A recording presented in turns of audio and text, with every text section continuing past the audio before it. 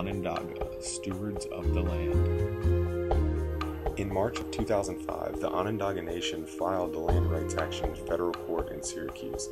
By doing this, they hope to regain land that was illegally taken from them years ago.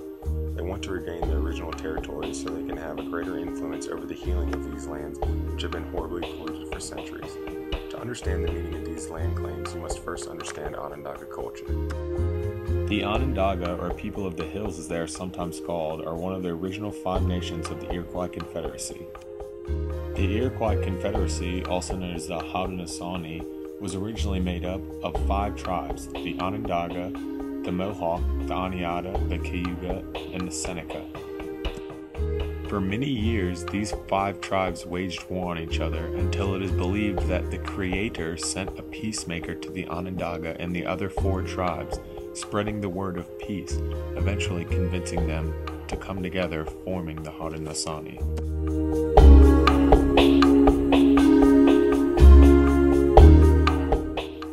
This is the flag of the Iroquois Confederacy.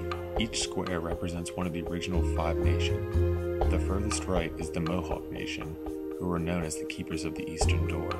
The furthest left represents the Seneca Nation, Keepers of the Western Door. The 2 in between are the Aniata and Cayuga. The tree in the center represents the Central Fire, who are the Onondaga Nation.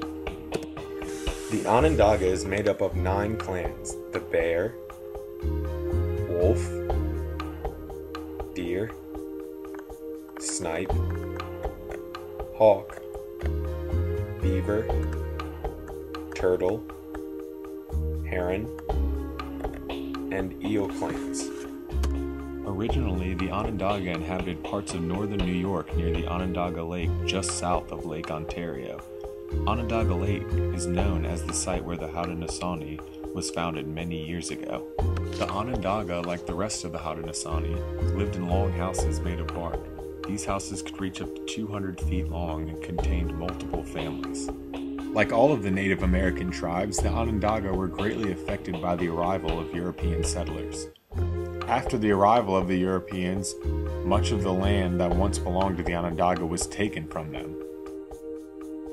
This land that was taken from the Onondaga was more than a place for them to live. The Onondaga people consider themselves stewards of the land. They are in charge of maintaining the balance of nature. From a young age, they are taught to take from land only what is needed to maintain this balance for future generations. As northern New York became more industrialized, so did the shores of the Onondaga Lake. As early as 1884, the Solvay Process Company began to produce soda ash on the shores of the lake and in the nearby areas. Hundreds of tons of waste were dumped into the lake daily. This had terrible effects on the lake water and the creatures who inhabited it. Eventually, the quality of water became so poor at Onondaga Lake that swimming and fishing were prohibited. This pollution turned the pristine waters of Onondaga Lake into one of the most polluted bodies of water in the entire continent. Today, the Onondaga continue a legal battle with the state of New York for legal rights to the 3,000 square mile plot of land which they called home for hundreds of years. They want to regain this territory to better help the healing and preservation of these lands. The Onondaga have stated that they do not want to displace any of the people on these lands, for they know the pains of being forced to leave their homeland.